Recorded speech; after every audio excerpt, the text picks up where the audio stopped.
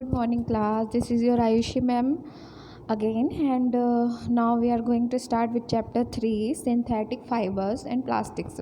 अच्छा, फाइबर्स में आप लोगों ने नेचुरल फाइबर्स पहले ही पढ़ चुका है। क्लास 6th में 7th में आप लोगों ने फाइबर्स के बारे में पढ़ा है, ठीक है। अब हम लोग थोड़ा सा आगे पढ़ेंगे कि what is synthetic fibres and plastics, है ना।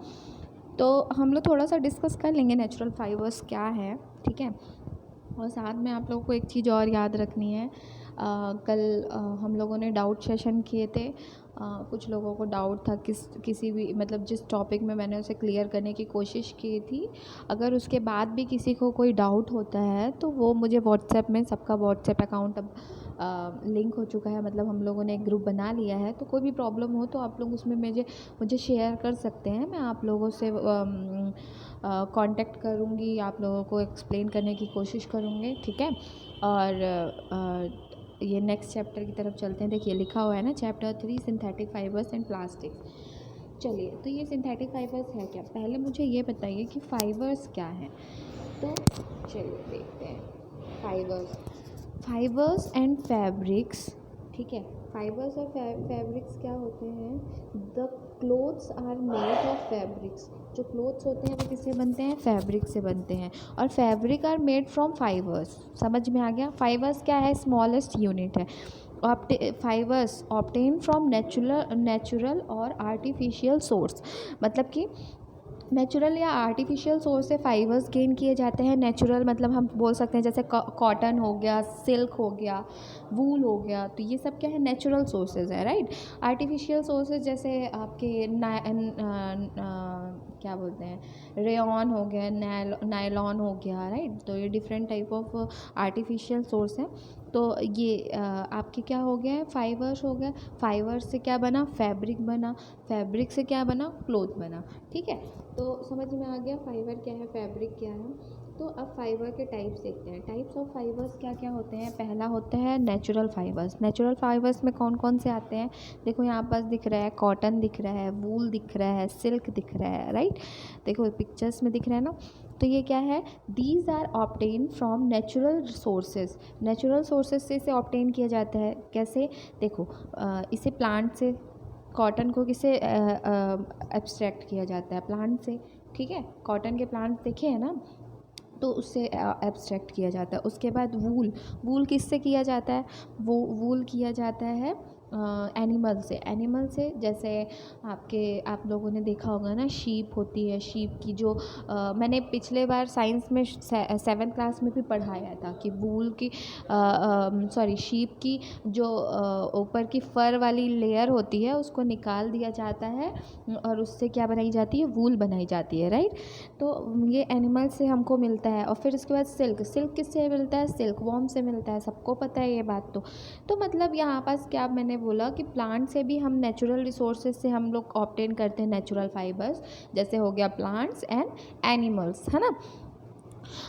और एक होता है नेचुरल फाइबर, यहाँ पास 3 ही दिख रहे हैं, कॉटन है, सिल्क है, वूल है। इसके अलावा और क्या होता है, लिनन। लिनन देखा है ना, लिनन क्लोथ्स होता है। ये लिनन जो होता है ना, ये कॉटन जैसा ही होता है, लेकिन थोड़ा सा डिफरेंस होता है इसमें। इसमें क्या किया जाता है, लिन सीड, आपने सुना होगा नाम, लिन सीड, ठीक है। लिन सीड को कल्टीवेट किया जाता है और लिन सीड को कल्टीवेट करने के बाद क्या किया जाता है, उससे ये बनाए जाते हैं, क्लोथ्स बनाए जाते हैं, ठीक है। तो लिनन भी एक नेचुरल फाइबर ही है, ठीक है।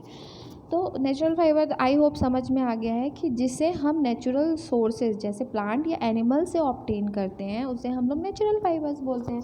और सिंथेटिक फाइबर क्या होगा, तो सिंथेटिक फाइबर ये होता है जिसे इंसानों के द्वारा बने, मतलब ह्यूमन बनाते हैं, खुद से बनाते हैं, है ना। उसे हम लोग सिंथेटिक फाइबर कहते हैं। सिंथेटिक फाइबर को मैन मेड फाइबर भी कहते हैं। देखिए लिखा है, these are man made are called man made और सिंथेटिक फाइबर, ठीक है।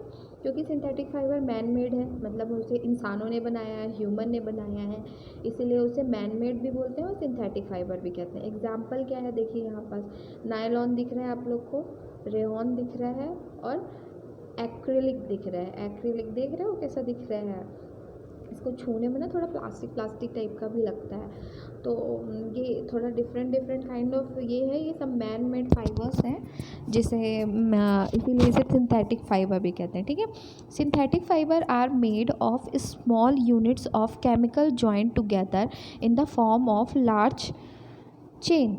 ठीक है, synthetic fibre are made of small units of chemical joint, मतलब केमिकल्स को ना, छोटी छोटी केमिकल्स की यूनिट्स को जोड़ के, ठीक है, एक लार्ज चेन बना दी जाती है। इस चेन को कहते हैं पॉलीमर। ठीक है, पॉलीमर समझ में आया। पॉली मतलब होता है मैनी, मतलब बहुत ज़्यादा, बहुत सारे, और मर्स का मतलब क्या होता है, यूनिट्स।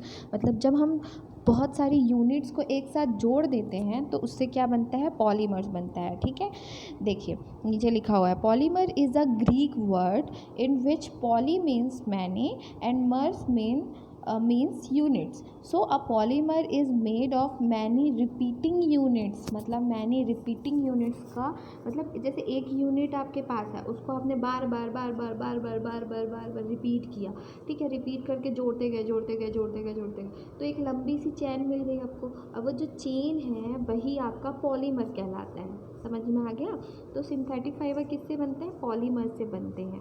मतलब जब हम लोग एक ही यूनिट को रिपीट करते जाते हैं तो सिंथेटिक फाइबर बन जाता है। ठीक है, चलिए, तो टाइप्स ऑफ सिंथेटिक फाइबर्स देखो, वहाँ पे ऊपर देखो, ये रेयॉन का कपड़ा है जो देख रहे हो ना ऊपर, ऐसे है एक स्कार्फ टाइप का, तो ये रेयॉन है। तो रेयॉन क्या होता है, fibre is obtain by chemical treatment of wood pulp. ये जो फाइबर है ये सिंथेटिक फाइबर तो है, लेकिन इसमें नेचुरल फाइबर भी एडेड है। नेचुरल फाइबर कैसे एडेड है, क्योंकि नेचुरल भी है, और क्या कहते हैं, क्या बोलते हैं, आई मीन नेचुरल भी है और सिंथेटिक भी है। कैसे है देखो, क्योंकि इसमें वुड पल्प का यूज़ किया जाता है। जो पेड़ की वुड पल्प होती है ना, मतलब पेड़ जो होता है आपके, तो पेड़ की जो छाल होती है उसको निकाल लिया जाता है। ठीक है, उसको ट्रीटमेंट केमिकल के साथ ट्रीट किया जाता है, केमिकल के साथ में मिला के एक फ़ाइबर बनाया जाता है जिसे रेयॉन कहते हैं। और ये एक तरह का आर्टिफिशियल सिल्क है। आर्टिफिशियल सिल्क क्यों है, क्योंकि ये ना एकदम सिल्क की तरह होता है। जैसे सिल्क देखा है ना आपने, जो सिल्क वॉर्म से मिलता है वो सिल्क, लेकिन वो सिल्क बहुत एक्सपेंसिव होता है। जो सिल्क वॉर्म से मिलता है वो सिल्क बहुत एक्सपेंसिव होता है, लेकिन जो आर्टिफिशियल सिल्क है ये उसके कंपेयर में थोड़ा सा सस्ता होता है। मतलब ये काफ़ी सस्ता होता है, उससे चीप होता है, राइट। तो इसीलिए हम लोग इसका यूज़ करते हैं, रेयॉन का यूज़ करते हैं। ठीक है, इसे रेयॉन को और क्या कहते हैं हम, आर्टिफिशियल सिल्क भी कहते हैं। Rayon fibre can be made in different colours in by dyeing. तो रेयॉन को हम लोग डिफरेंट कलर में, अब देखो सिल्क को आप डिफरेंट कलर में नहीं ऑब्टेन कर सकते हैं ना। अब ये रेयॉन को क्या कहते हैं आप लोग, डिफरेंट बहुत सारे कलर्स में आपको मिल सकता है। ये rayon is very cheap compare to silk. समझ में आ गया? सॉरी। तो मतलब हमने सिंथेटिक फाइबर का यूज़ क्यों किया, मतलब रेयॉन को क्यों बनाया, इसलिए बनाया क्योंकि सिल्क बहुत ही एक्सपेंसिव होता था। तो हम लोग ने रेयॉन बना लिया, जिससे कि वो कंपेयर टू वेरी चीप, मतलब बहुत सस्ता होता है सिल्क के कंपेयर में, right. Rayon is mixed with cotton to make bedsheets. Rayon को हम लोग किसके साथ, कॉटन के साथ मिक्स करते हैं, उससे बेडशीट बनता है। और mixed with wool to make carpet, और वूल के साथ मिक्स करके उसे कारपेट बनाया जा सकता है। तो समझ में आ गया? तो सिल्क का मिक्स करके आप कुछ भी बना सकते हैं। बेडशीट भी देखना, कुछ सिल्की और कॉटन सी रहती है ना, तो वो रेयॉन को और कॉटन को मिक्स करके बनाया जाता है, राइट। तो समझ में आ गया रेयॉन क्या है। तो हाँ, चलो नेक्स्ट चलते हैं नायलॉन की तरफ। नायलॉन की तरफ चलते हैं। Nylon is man made fibre, it was first fully synthesised fibre. देखो इसको हम लोग फुली सिंथेसाइज्ड फाइबर बोलते हैं, मतलब फुली आर्टिफिशियल है ये, क्योंकि जो रेयॉन था उसमें हमने वुड पल्प मिलाया था जो हमारा नेचुरल है। बट नायलॉन में हमने कुछ भी नेचुरल सब्सटेंस नहीं लिया है, हम लोगों ने क्या लिया है, सिंपल सा पूरा सिंथेसाइज्ड फाइबर है, राइट। तो it is synthesised from coal, water and air. तो इसे सिंथेसाइज्ड किया गया है कोल से, वाटर से और एयर से। एयर मतलब कोल्ड वाटर और एयर को मिला के सिंथेसाइज करके नायलॉन को बनाया गया है। समझ में आया? Clothes from nylon are very strong, elastic and light, lustrous and easy to wash. मतलब ये थोड़ा शाइनी होता है। देखो यहाँ पास आप लोग एक पिक लगा हुआ है जिसमें थोड़ा शाइनी सा थ्रेड दिख रहा है ना, इसी थ्रेड से ही नायलॉन बनाया जाता है। तो इसका यूज़ क्यों किया जाता है? इसलिए किया जाता है जिससे कि आगे सबसे पहले तो ये याद रखना कि नायलॉन को बनाया क्या जाता है। Nylon is another man made fibre है और इसे बनाया गया था इन 1931 में। ओके, और it was made without using many natural raw materials from plant and animals. समझ में आ गया? तो it was prepared from cold water and air. It was the first fully synthesised fibre. Nylon fibre was strong, elastic and light. It was lustrous and easy to wash, so it becomes very popular for making clothes, है ना। तो इससे हमने अब समझ में आ गया कि नायलॉन को कैसे बनाया जाता है। तो ये स्ट्रॉन्ग है, बहुत ज़्यादा इलास्टिक है। इसको आप लोग क्रश कर देंगे ना फिर भी ये सीधा हो जाएगा, ठीक है। इसमें हल्का सा शाइन होता है, देखो लाइट लस्टरस है ना, मतलब हल्का शाइनी होता है। एंड ईजी टू वॉश, इसको तुरंत हम वॉश कर सकते हैं, ठीक है। और ये सिंथेसाइज्ड फाइबर है। तो nylon is used for making clothes, ropes, socks, curtains, sleeping bags, parachutes का यूज़ क्यों किया जाता है? क्योंकि जो ये नायलॉन है ना सबसे ज़्यादा स्ट्रॉन्ग है, सबसे ज़्यादा स्ट्रॉन्ग। मतलब कि जो आप लोग जब आप लोग जाते हैं ना किसमें पैरासूट्स में, कोई पैराग्लाइडिंग किया है? नहीं किया है ना। तो जो वो उसके पैरासूट्स होते हैं ना, तो वो पैरासूट्स किसके बनाए जाते हैं? नायलॉन के बनाए जाते हैं। इसलिए क्योंकि नायलॉन बहुत ज़्यादा स्ट्रॉन्ग होता है एज़ कम्पेयर टू किसके, स्टील वायर से भी ज़्यादा स्ट्रॉन्ग होता है। अगर नायलॉन की थ्रेड को और स्टील वायर को, ठीक है, इस स्टील वायर और नायलॉन के थ्रेड का अगर आपने वो किया होगा, कंपेयर किया होगा, तो स्टील वायर भी कमज़ोर पड़ जाएगा लेकिन नायलॉन उससे ज़्यादा मजबूत होगा। इसीलिए जो क्लाइंबिंग रॉक्स में रोप यूज़ की जाती है ना, वो नायलॉन की बनाई जाती है क्योंकि वो बहुत ज़्यादा मजबूत होती है। समझ में आ गया? मतलब इतना समझ लो कि स्टील वायर से भी ज़्यादा स्ट्रॉन्ग होता है नायलॉन की थ्रेड। ओके, चलिए नेक्स्ट स्लाइड की तरफ चलते हैं। तो अब है ये पॉलीएस्टर। पॉलीएस्टर क्या है? पॉली मतलब मैनी, एस्टर मतलब कि एस्टर्स की रिपीटिंग यूनिट्स को कॉल पॉलीएस्टर, ठीक है। पॉलीएस्टर मतलब poly plus ester is made up of the repeating unit of a chemical called an ester. एक एस्टर केमिकल होता है जिसकी बार बार रिपीटिंग यूनिट करके पॉलीएस्टर्स बनाए जाते हैं, ठीक है। पॉलीएस्टर देखो यहाँ पास ये एक आप लोग को इमेज दिख रहा है जिसमें पॉलीएस्टर है।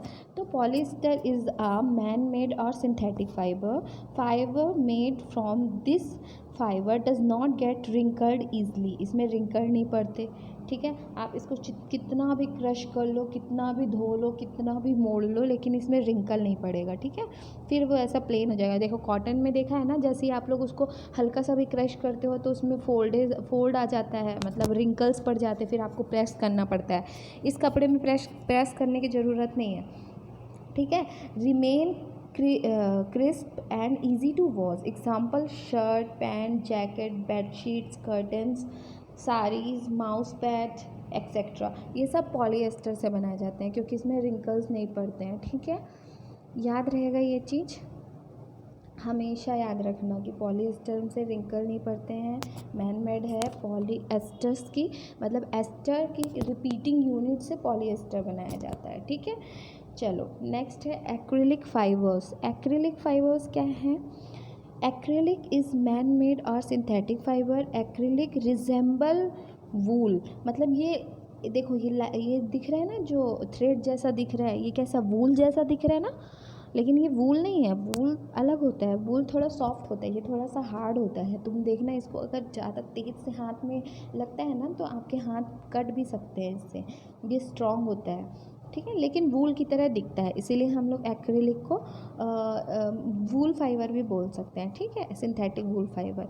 It is also called as artificial wool और सिंथेटिक वूल, ठीक है। देखो लिखा है ना, आर्टिफिशियल वूल और synthetic wool. Acrylic is cheaper than natural वूल।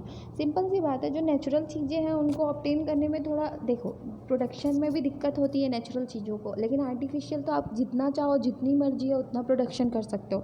तो सिंपल सी बात है, इसीलिए ये थोड़े से चीपर होते हैं कंपेयर टू नेचुरल फाइबर्स, ठीक है। Acrylic is cheaper than natural wool and can be made in various colour by dyeing. Dyeing के थ्रू इसमें बहुत सारे कलर्स आप ले सकते हैं। वूल का तो आपने कलर देखे ही हैं, हर कलर के आते हैं वूल, है ना। तो ये वही है। Clothes are made from acrylic are relatively cheaper than clothes are made by wool. जो क्लोथ्स वूल से बने होते हैं और जो एक्रिलिक से बने होते हैं, मतलब एक्रिलिक ज़्यादा सस्ता होता है वूल के कंपेयर में, ठीक है। Acrylic is used in making sweaters, blankets and other many clothes. मतलब कि एक्रिलिक का यूज़ कहाँ कहाँ किया जाता है, स्वेटर बनाने में, क्योंकि वूल किस जैसा है। तो जैसे वूल से हम क्या बनाते हैं, वूल हमको हीट देता है ना, तो हीट प्रोड्यूस करता है, तो ऐसे ही एक्रिलिक भी हीट प्रोड्यूस करता है। तो हम लोग ब्लैंकेट्स इससे बनाते हैं, स्वेटर्स बनाते हैं, बहुत सारे different different kind of clothes इससे बनाए जाते हैं, ठीक है।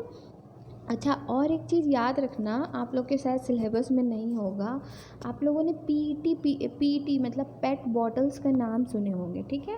तो ये किससे बनाया जाता है, ये भी पॉलीएस्टर से बनाया जाता है, ठीक है। पीईटी, पी का होगा पॉलीएथिलीन टेट्राफ्थलेट, टेट्राफ्थलेट, ठीक है, टेराफ्थलेट। तो ये पीईटी जो है, पॉलीइथिलीन टेराफ्थलेट जो है, इससे बहुत सारे यूटेंसिल्स बनाए जाते हैं, ठीक है। यूटेंसिल्स मतलब बर्तन, बॉटल्स बनाई जाती है, वायर्स बनाए जाते हैं और अदर यूज़फुल प्रोडक्ट बनाए जाते हैं, ठीक है। तो समझ में आ गया पेट क्या है, पेट से बनाए जाते हैं। ओके, चलिए नेक्स्ट चलते हैं, कैरेक्टरिस्टिक्स ऑफ सिंथेटिक फाइबर।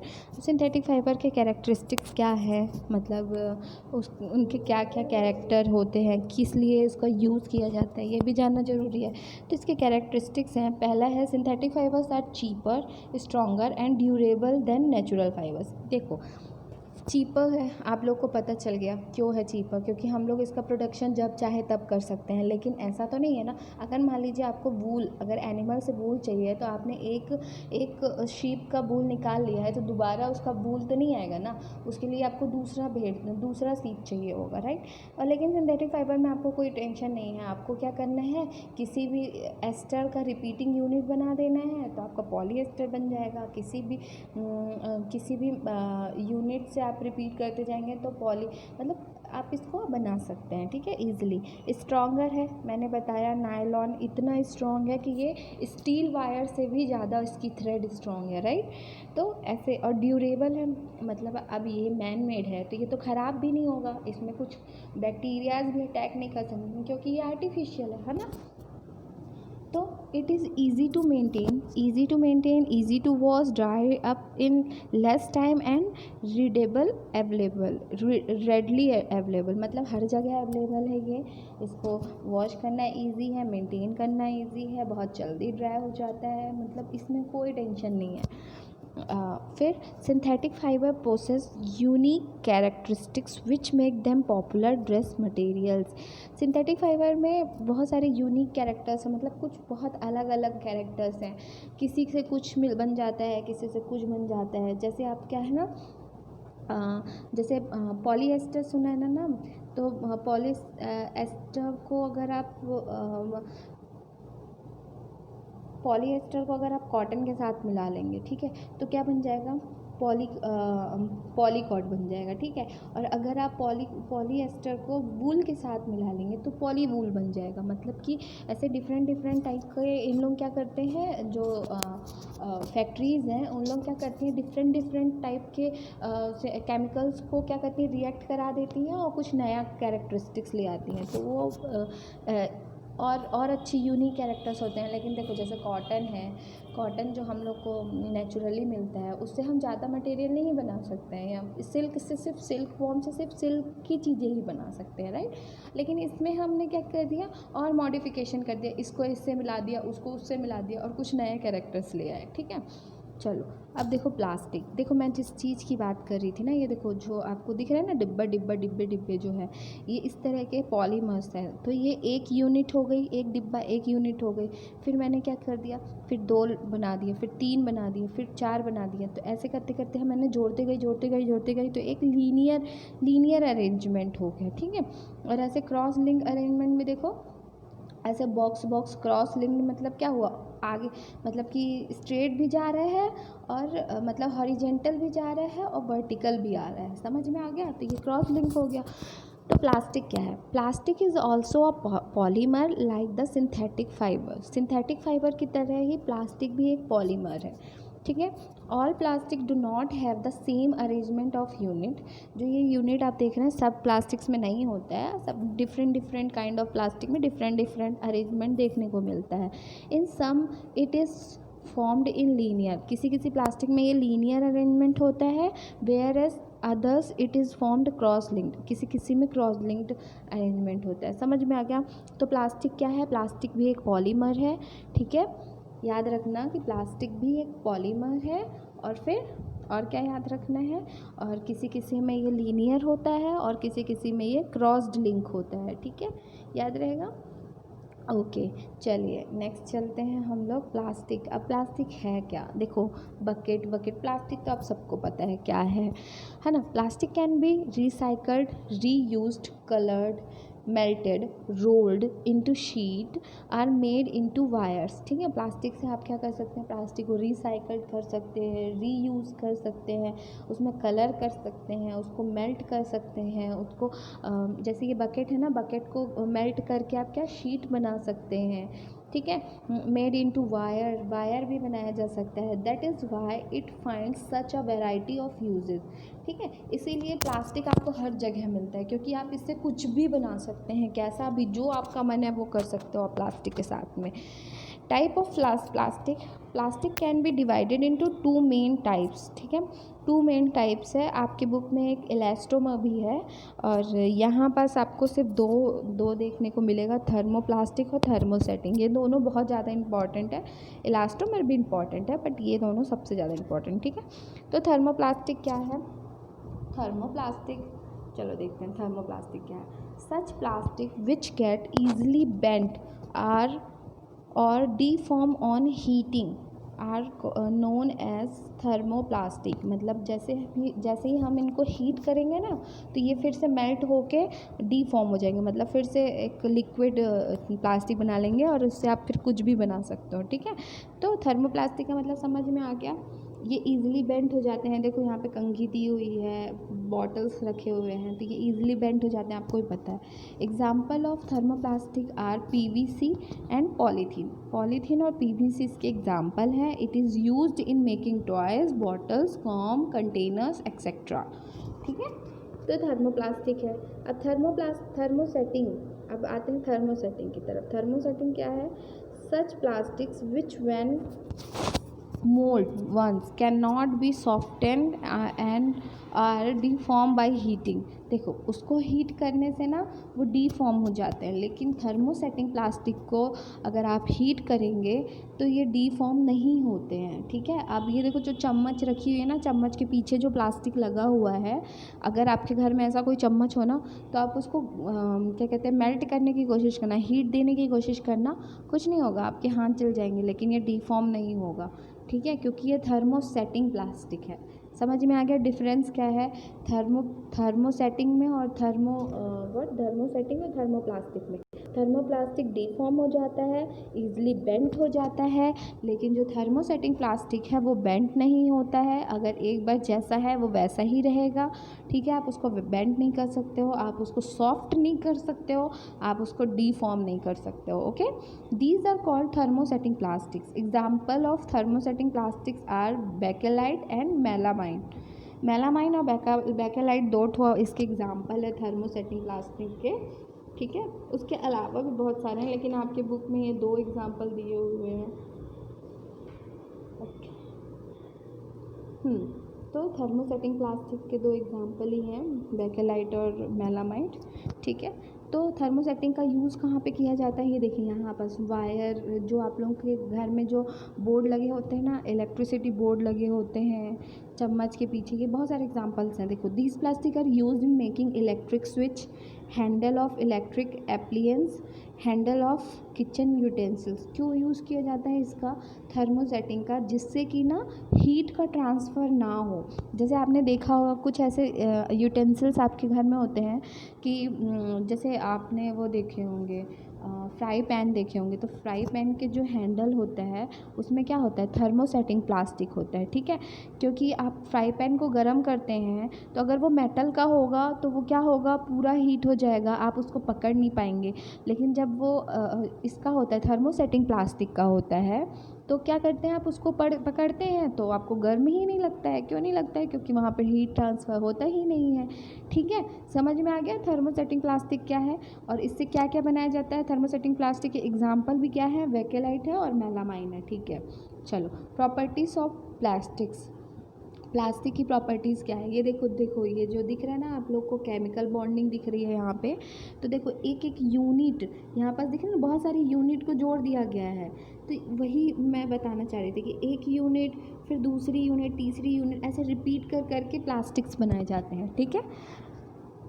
चलो, इसकी प्रॉपर्टीज़ क्या क्या है ये देखो। प्लास्टिक की प्रॉपर्टी सबसे ज़्यादा अच्छी बात प्लास्टिक में ये होती है क्योंकि वो किसी के साथ रिएक्ट नहीं करता है। Plastic is non reactive, okay.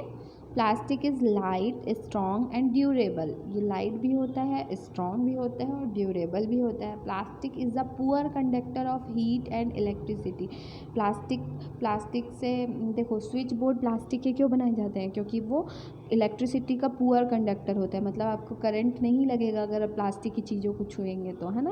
और हीट के साथ भी ऐसा ही है, मैंने बताया कि बर्तनों के हैंडल्स में लगे होते हैं, यूटेंसिल्स में वो प्लास्टिक के बने होते हैं। क्यों बने होते हैं, जिससे कि उसमें हीट का ट्रांसफ़र ना हो सके। तो ये पुअर कंडक्टर ऑफ हीट और इलेक्ट्रिसिटी है, लाइट है, स्ट्रॉन्ग है और ड्यूरेबल है और नॉन रिएक्टिव है। ये किसी के साथ रिएक्ट नहीं करता है। देखिए, प्लास्टिक, मान लीजिए आपने लोहा लिया, ठीक है, तो लोहे को, आयरन में रस्ट लग जाता है। आयरन को अगर आपने पानी में रख दिया, ज़्यादा दिन हवा में रख दिया, तो क्या करेगा, वो ऑक्सीजन और वाटर के साथ रिएक्ट कर जाएगा और जंग लग जाएगी, राइट। लेकिन प्लास्टिक को आप कहीं भी रख दो, उसमें ना जंग लगता है, ना उसमें कोई चेंजेस आता है ना।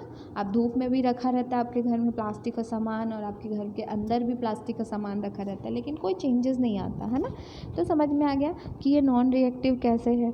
अब लाइट, स्ट्रॉन्ग एंड ड्यूरेबल भी है। ये तो कुछ ऐसे बकेट्स भी होते हैं जो पतले पतले होते हैं लेकिन बहुत ज़्यादा स्ट्रॉन्ग होते हैं, है ना।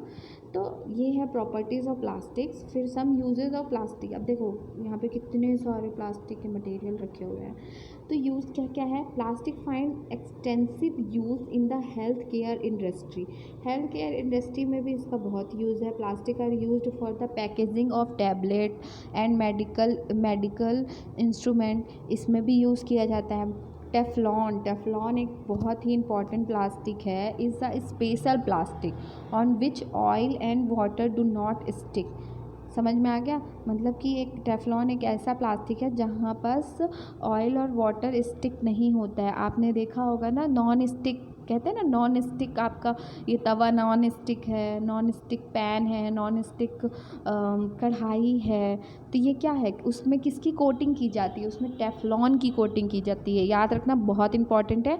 टेफ्लॉन की कोटिंग हम क्यों करते हैं, जिससे कि उसमें ऑयल ना स्टिक हो, ठीक है। It is used for making non stick coating on cooking utensils. तो अगर अब आपसे कोई पूछेगा कि नॉन स्टिक बर्तन जो आपके पास में है उसमें किस चीज़ की कोटिंग की जाती है जिससे कि वो नॉन स्टिक बनता है, तो आप बोल सकते हैं कि टेफ्लॉन की कोटिंग की जाती है ना। ठीक। फायर पुअर प्लास्टिक का मतलब ये है, synthetic fire catches fire easily. जो सिंथेटिक फाइबर है वो बहुत जल्दी क्या कहते हैं, फायर को कैच करते हैं, मतलब कि बहुत जल्दी आग लगती है उसमें। The uniform of fireman use coating of melamine plastic. Thermosetting plastic में बताया था ना मैंने, मेलामाइन का यूज़, इसीलिए प्लास्टिक इसका यूज़ करते हैं, मतलब ये फायरमैन लोग जो होते हैं ना, जब आग लग जाती है तो फायरमैन लोग की जो ड्रेस होती है उसमें क्या होता है, मेलामाइन प्लास्टिक का बना होता है, क्योंकि वो फ्लेम रेजिस्टेंस है। समझ में आ गया? यूजेस बहुत इंपॉर्टेंट है प्लास्टिक के, पढ़ लेना, मैंने एक एक यूजेस यहाँ पे मेंशन किए हैं तो आप लोग को इजी होगा समझने में। पहला तो है कि मेडिकल इंडस्ट्री में इसका सबसे ज़्यादा यूज़ होता है। आप देखो, आप जितने भी ऑपरेशन थिएटर है उसमें जितने भी इक्विपमेंट होते हैं सब में प्लास्टिक का यूज़ होता है। आपके टैबलेट्स प्लास्टिक के ही कवर में बने होते हैं, मतलब हर जगह उसका यूज़ होता है, राइट। टेफ्लॉन का यूज़ आपके यूटेंसिल्स में होता है। और फिर मेलामाइन का यूज़ किस में होता है, फायरमैन के फ्लेम रेजिस्टेंस के लिए होता है, राइट। अब बायोडिग्रेडेबल सब्सटेंस, मतलब प्लास्टिक कुछ ऐसे, देखो कुछ प्लास्टिक का सिर्फ एक ही हार्मफुल इफ़ेक्ट ये होता है कि ये बायोडिग्रेडेबल नहीं है। अब बायोडिग्रेडेबल क्या है? अब आप लोग बोलेंगे मैम बायोडिग्रेडेबल तो बोल दिया, लेकिन है क्या ये? बायोडिग्रेडेबल का मतलब ये है, कुछ ऐसी चीज़ें होती है, देखो यहाँ पे कचड़े पड़े हुए हैं, केले के छिलके, टमाटर, प्याज, दुनियादारी, बहुत सारी चीज़ें हैं, ठीक है। तो ये क्या है, ये सब्सटेंस ना अगर आपके सॉइल में पड़े रहेंगे ना तो धीरे धीरे माइक्रो ऑर्गेनिज्म इसको मतलब कि डिग्रेडेबल कर लेंगे, मतलब कि इसको सिंपल फॉर्म में कन्वर्ट कर देंगे, मतलब सड़ जाएगा, सड़ने के बाद में ये मिट्टी में ही मिल जाएगा, राइट। तो ये हो गया बायोडिग्रेडेबल, क्योंकि इससे हमारे सॉइल को कोई नुकसान नहीं होता है, ठीक है। तो ये बायोडिग्रेडेबल सब्सटेंस हो गया। देखो, a substance which gets decompose through natural process such as action by bacteria is called biodegradable. समझ में आ गया कि मतलब जो ईजिली मतलब कि नेचुरल प्रोसेस से वो हो जाते हैं, कन्वर्ट हो जाते हैं सिंपल सब्सटेंस में, उसे बायोडिग्रेडेबल सब्सटेंस कहते हैं, ठीक है। Example, peels of vegetables, food stuff, fruit, paper, cotton, cloth, would, ये सब बायोडिग्रेडेबल है। लेकिन नॉन बायोडिग्रेडेबल क्या है? प्लास्टिक। यही इसका मतलब सबसे ज़्यादा क्या है, डिसएडवांटेज है। मतलब प्लास्टिक आपने देखा कि आपके हर जगह में प्लास्टिक का यूज़ हो रहा है, हर तरफ आप जहाँ भी देखोगे ना, एक नज़र घुमाओगे आपको कहीं ना कहीं कोई ना कोई चीज़ प्लास्टिक की मिल ही जाएगी। लेकिन उसका सिर्फ एक ही मिसयूज़, मतलब एक ही डिसएडवांटेज है कि इसे बायोडिग्रेडेबल नहीं किया जा सकता, मतलब इसे हम लोग सॉइल में नहीं मिला सकते हैं, राइट। ये हमारी सॉइल को बहुत नुकसान पहुँचाते हैं। A substance which is not easily decomposed or take many years to get decomposed by natural process is termed as non biodegradable। समझ में आया? या तो वो डिकम्पोज होंगे ही नहीं, और अगर होंगे तो मतलब उसमें बहुत साल लगेंगे डिग्रेडेबल होने में। Example, tin, aluminium, plastic etcetera. समझ में आया? तो नॉन बायोडिग्रेडेबल सब्सटेंस भी पता चल गया। प्लास्टिक का यही एक डिसएडवांटेज है, ठीक है। प्लास्टिक एंड द इन्वायरमेंट में प्लास्टिक का क्या यूज़ है? देखो, देख रहे हो ना पिक्चर में क्या हालत है, प्लास्टिक के अंबार लगा हुआ है, देखो यहाँ पे, मतलब प्लास्टिक प्लास्टिक प्लास्टिक, हर जगह प्लास्टिक दिख रही है। तो plastic is the non biodegradable material. Due to non biodegradable property of plastic it is very major problem for environment. पता है, अब इन्वायरमेंट में अगर वो डिकम्पोज हो ही नहीं रहे हैं, मतलब क्या कर रहे हैं वो हमारी पृथ्वी को गंदा कर रहे हैं, इन्वायरमेंट को ख़राब कर रहे हैं, है ना। Nowadays plastic is very popular and used it for many purpose। मैंने बताया कि हर जगह प्लास्टिक का यूज़ हो रहा है। As a result we generate a large amount of plastic waste. Simple सी बात है, यूज़ कर रहे हैं तो उससे हमारे वेस्ट भी हो रहा है, वेस्ट भी हम लोग क्या कर रहे हैं, प्रोड्यूस कर रहे हैं।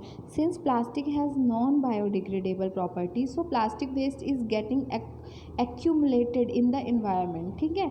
मतलब ये डिग्रेडेबल नहीं है, इसीलिए प्लास्टिक क्या कर रहा है, अपने इन्वायरमेंट को गंदा कर रहा है।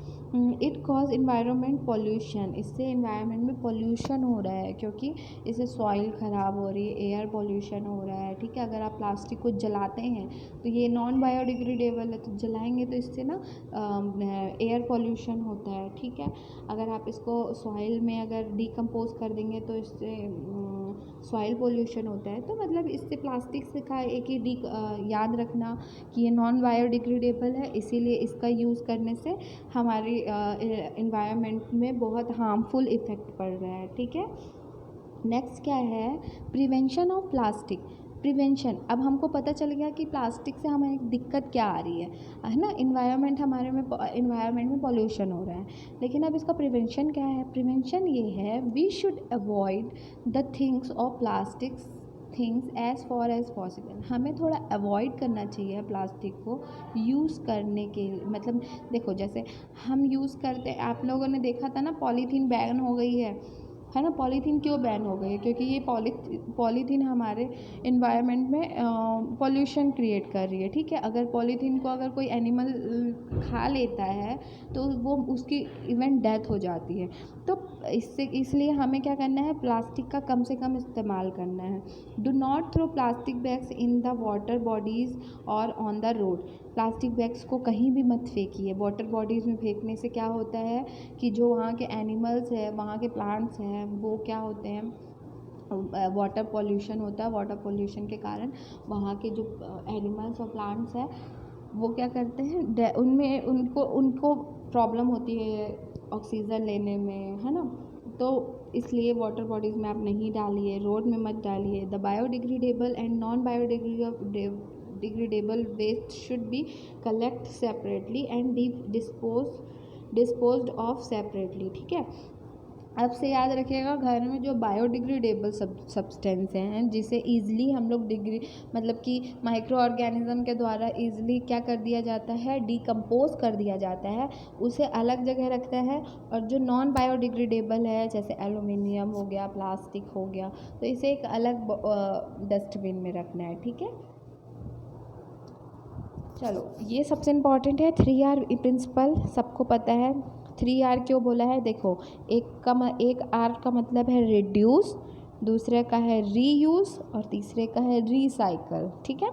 तो रिड्यूस क्या होता है, रिड्यूस मतलब उसका यूज़ कम से कम करना, रिड्यूस कहला गया। We should reduce the usages of plastic, ठीक है।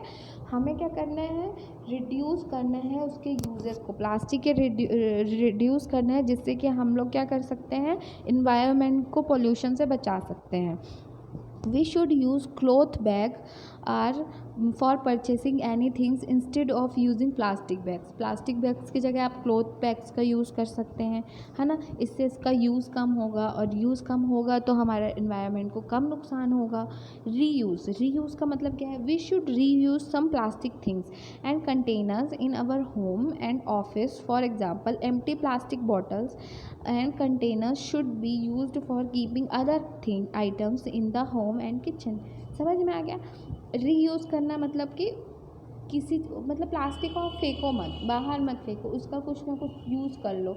मतलब वो आपके घर में रहेगा, आपके किचन में रहेगा। मान लो आपने देखा होगा ना, मम्मा लोग क्या करती हैं, जैसे तेल की रिफिल्स लेके आती हैं, तो उसको फिर प्लास्टिक की बॉटल में डाल के रखती हैं, फिर लाती हैं तो फिर उसी में रख देती हैं।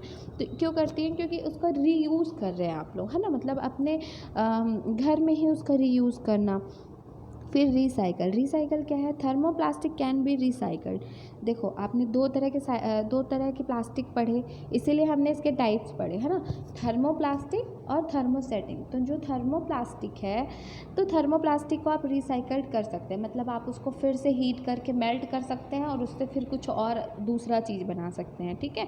सो items made of thermoplastic should be send to the recycling industry. Example, straws, buckets, mugs etcetera. समझ में आ गया। तो जो थर्मोसेटिंग प्लास्टिक्स है उसको आप थर्मोप्लास्टिक्स है उसको आप लोग मेल्ट करके फिर से, आप लोग नहीं, मतलब जो रिसाइकलिंग इंडस्ट्रीज़ हैं उन लोग क्या करती हैं, पूरे थर्मोसेटिंग प्लास्टिक को फिर से ले जाती हैं, फिर से उसको मेल्ट करती हैं, फिर से उससे कुछ अच्छी सी चीज़, कुछ नई चीज़, दूसरी चीज़ बना देती हैं, ठीक है। समझ में आ गया। तो 3R प्रिंसिपल याद रहेंगे। 3R प्रिंसिपल, फर्स्ट प्रिंसिपल क्या है, रिड्यूस, सेकंड रीयूज़, तीसरा है रिसाइकल, ठीक है। चलिए, थैंक यू। ये है आपका सेशन कंप्लीट। हम लोगों ने जितना भी था कवर करने की कोशिश की है। नेचुरल फाइबर्स भी हमने देखे। आपके सिलेबस में नेचुरल फाइबर्स नहीं है, मैंने सिर्फ इसलिए बताया क्योंकि आप लोग को थोड़ा आइडिया हो जाएगा कि नेचुरल फाइबर्स क्या है और सिंथेटिक फाइबर्स क्या है। सिंथेटिक फाइबर्स में 3 टाइप्स के आपने पढ़े हैं, 3-4 टाइप्स के, nylon, rayon, acrylic, right, polyester. तो ये आप लोगों ने different different kind of synthetic fibres पढ़े। फिर प्लास्टिक, मेन तो आपने प्लास्टिक पढ़ा। प्लास्टिक में भी 2 तरह के होते हैं, थर्मोसेटिंग और थर्मोप्लास्टिक। थर्मोसेटिंग और थर्मोप्लास्टिक, है ना, थर्मोसेटिंग प्लास्टिक और थर्मोप्लास्टिक। तो ये 2 आप लोगों ने प्लास्टिक के टाइप्स पढ़े, है ना। तो और एक आपको आप लोग के सिलेबस में इलास्टोमर भी है। इलास्टोमर का भी यूज़ होता है, ये स्टिकी सब्सटेंस होता है ना, इससे भी प्लास्टिक्स बनाए जाते हैं। तो ऐसे डिफरेंट डिफरेंट के मतलब लूज़ प्लास्टिक बनाए जाते हैं, बहुत जो नरम होते हैं उस तरह के प्लास्टिक्स बनाए जाते हैं। तो इस तरह से आप लोगों ने कंप्लीट किया है चैप्टर। अगर कोई इशू होगा तो आप लोग मुझसे पूछ सकते हैं, ठीक है। आज के लिए बस इतना ही।